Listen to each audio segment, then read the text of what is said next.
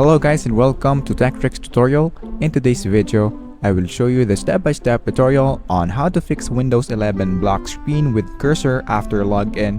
So by the end of this video, you will learn how to do them. So without further ado, let's get into it. So the first thing that we need to do is to go on our desktop right here. And once we do that, on your search bar right here on the bottom, just search for run. And then after that, click enter. And once you click enter, on the left screen of bottom left screen, search for reg edit. And then once you do that, click enter. And then this will pop up. And so what we need to do first is to go here on the part right here and make sure that you click H key local machine, which is right here. So expand that.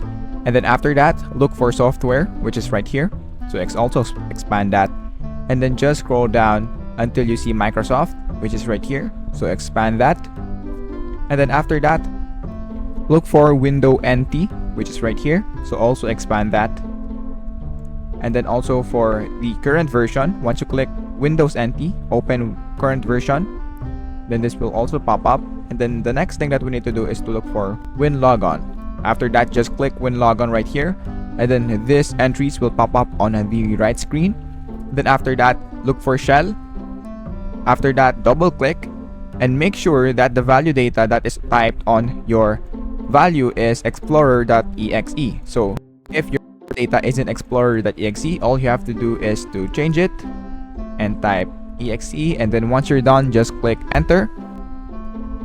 And then once you click enter, you can now restart your PC and then check if your problem is now fixed. And so that is basically it for this video. Thank you guys for watching Tech Tricks tutorial. I hope you learned something, and please don't forget to like and subscribe. Have a great day everyone.